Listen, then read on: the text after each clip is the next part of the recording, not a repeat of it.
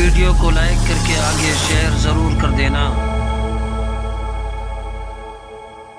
جو محبت اللہ کے لیے ہوتی ہے، اگر محبوب رونگ بھی چلا جائے اور اللہ کے لیے محبت ہے، رسپیکٹ نہ کرے، عزت نہ دے، توجہ نہ دے، تو وہ سوچتا ہے یار میں نے اس کو کیا کرنا ہے، کیونکہ جس کے لیے محبت کر رہا ہوں صلہ تو اس نے عطا کرنا، تو وہ محبت کبھی ختم نہیں ہوتی۔ ورنہ دیکھیں دولت کی بنیاد پہ محبت ہوتی ہے، دولت ختم محبت ختم، حسن کی بنیاد پہ محبت ہوتی ہے، حسن ختم محبت ختم۔ لوگ اسی لیے تو 2-3 بچوں کے باپ کسی اور طرف چل پڑتے ہیں نا بیوی کو چھوڑ کر، کیوں؟ حسن کے پجاری بنے تھے، حسن گیا معاملہ ختم ہو گیا، یہی تو ہے۔ لیکن جنہوں نے اللہ کے لیے بیویوں سے محبت کی، پھر مرنے کے بعد بھی انہوں نے تاج محل بنا دی، یہ لوجہ اللہ تھی نا۔ ممتاز کی حیاتی میں تاج محل نہیں بنا، ممتاز کے موت کے بعد تاج محل۔ یہ ایک الگ سا عنوان ہے، میں اس کو نہیں کچھ چھیڑنا چاہ رہا ہوں، لیکن اتنا ضرور ہے لوجہ اللہ کی۔ اور یہ امام اہل سنت سیدی اعلی حضرت فرماتے ہیں خود کہ میں اپنے بیٹوں سے اس لیے محبت نہیں کرتا کہ وہ میری اولاد ہے، یا بیوی سے اس لیے محبت نہیں کرتا کہ میری بیوی ہے، بلکہ کہتے ہیں میں اس لیے بیوی بچوں سے محبت کرتا ہوں کہ میرے اللہ کا حکم ہے۔ توجہ فرمائیں، تو محبت اللہ کے لیے ہونی چاہیے۔ اور آج ہم اللہ کے لیے کیا کر رہے ہیں میرے بھائی؟ ہم تو اللہ کے لیے نماز بھی نہیں پڑھتے الا ماشاءاللہ۔ اب لوگ نماز بھی اس لیے پڑھتے ہیں کہ میری روزی میں برکت ہو۔ سوچیے تو صحیح، روزی میں برکت ضرور ہوگی نماز کی وجہ سے، لیکن نماز اس لیے نہیں پڑھی جاتی۔ بلا تمثیل ملانے کے لیے، سے سمجھانے کے لیے کہتا ہوں، گائے کی خریدی دودھ کے لیے ہوتی ہے، گوبر کے لیے نہیں ہوتی۔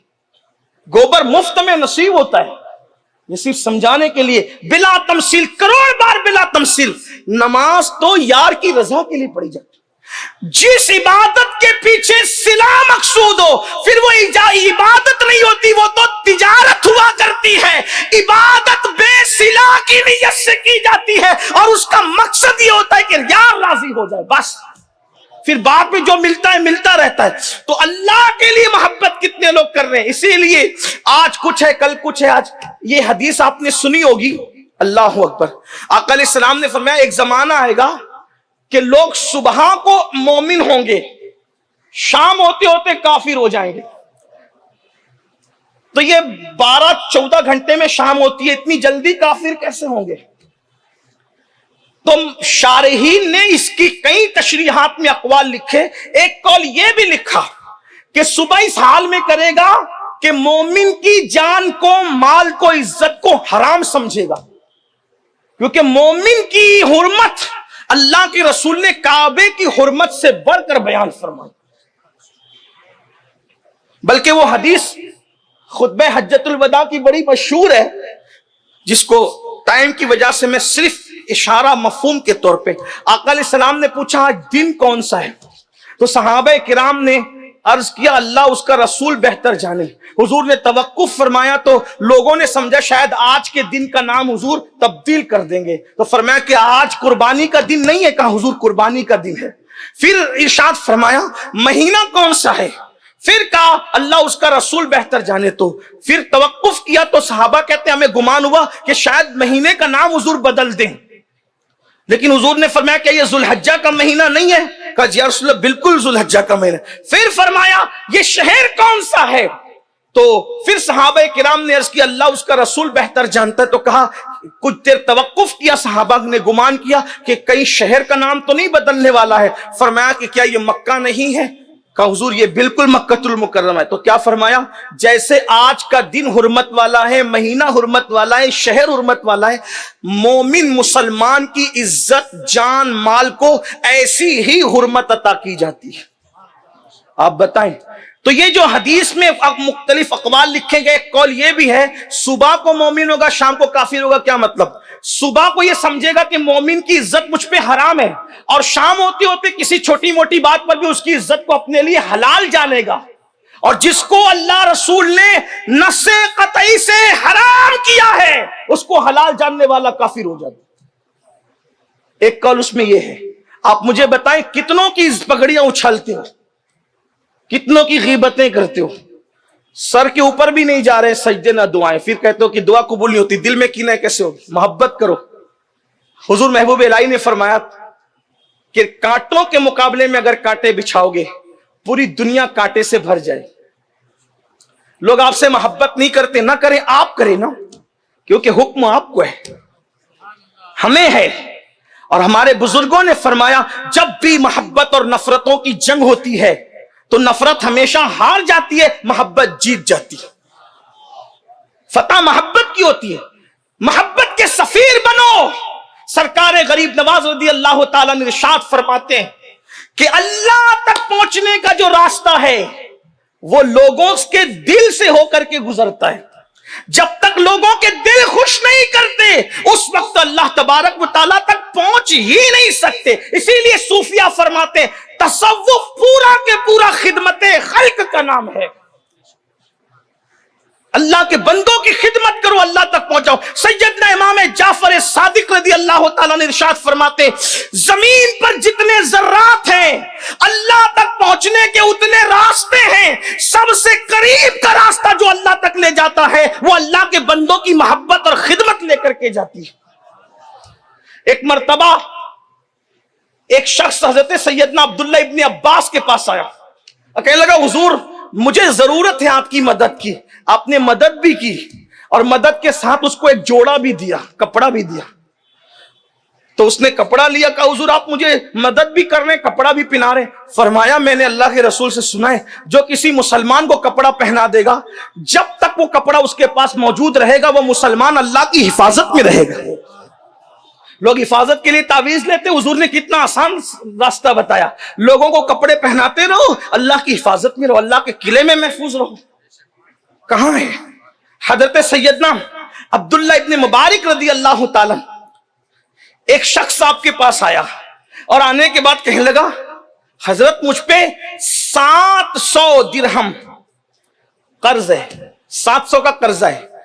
आज हम सूद के खिलाफ बहुत बात कर रहे हैं और हमें करना भी चाहिए, बिल्कुल हक है, लेकिन सूद बढ़ कैसे रहा है? जब से मालदारों ने कर्जा देना बंद कर दिया है सूद बढ़ने लगा।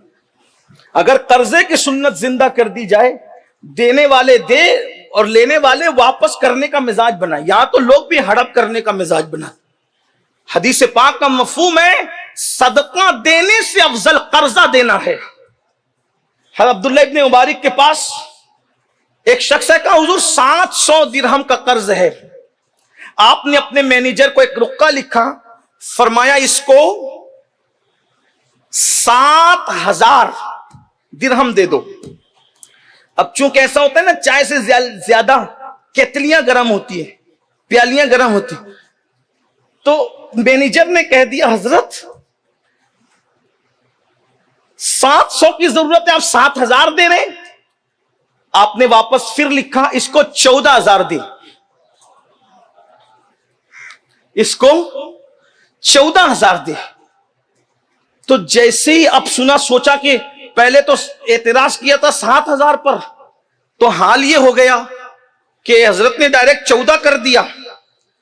तो अब अगर मैं कोई एतराज करता हूं तो कहीं ऐसा ना हो कि हजरत कुछ और बढ़ा दें।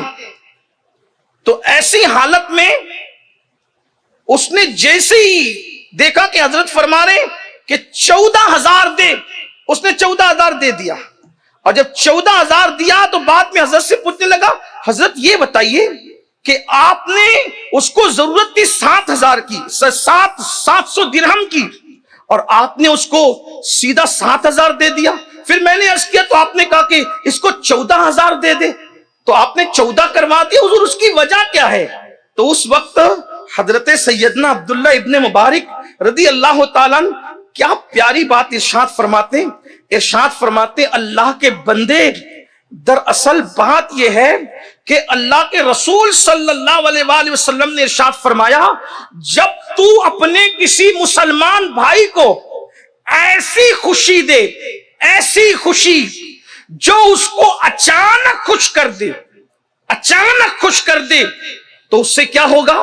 حضرت عبداللہ ابن مبارک فرماتے ہیں کہ اللہ کے رسول صلی اللہ علیہ وآلہ وسلم نے فرمایا جب تم کسی مسلمان کو اچانک میں خوش کر دیتے ہو اللہ تمہیں اسی وقت بخشش کا پروانہ عطا کر دیتا ہے، تمہیں بخش دیتا ہے۔ تو کافر 7 پر جب میں نے اعتراض کیا تو آپ نے 14 کیوں لکھ دیا؟ تو عبداللہ ابن مبارک کہتے ہیں دراصل 7 پر جب تو نے اعتراض کیا تو 7000 اس کو پتہ چل گئے تھے، اب دوبارہ اچانک خوشی دینے کا مطلب یہ تھا کہ اس سے بڑھ کے اعلان کیا جائے تبھی تو اس کو اچانک خوشی ہوگی، تو کہا اس لیے میں نے 14 لکھ دیا تاکہ حضور کی امتی کو اچانک خوش کر دوں، اور اچانک ادھر خوش کروں گا قول رسول کی بنیاد پر میری بخشش ہو جائے گی۔ پوچھا یہ بتاؤ مینیجر صاحب 14,000 میں اگر اللہ کی بخشش مل رہی ہے سستا سودا ہے یا مہنگا سودا ہے؟ اچانک دل خوش کرنا، اس کا مطلب لوگوں کے ساتھ ایسا کرو اچانک اس کا دل خوش کر۔ بعض صوفیہ تو ایسے تھے جنہوں نے پوری زندگی کسی کی میت کی خبر نہیں دی، کسی کو کہ بھئی کہیں اس کا دل دکھی نہ ہو جائے، یعنی وہ لوگوں کو خوش کرنے والے تھے۔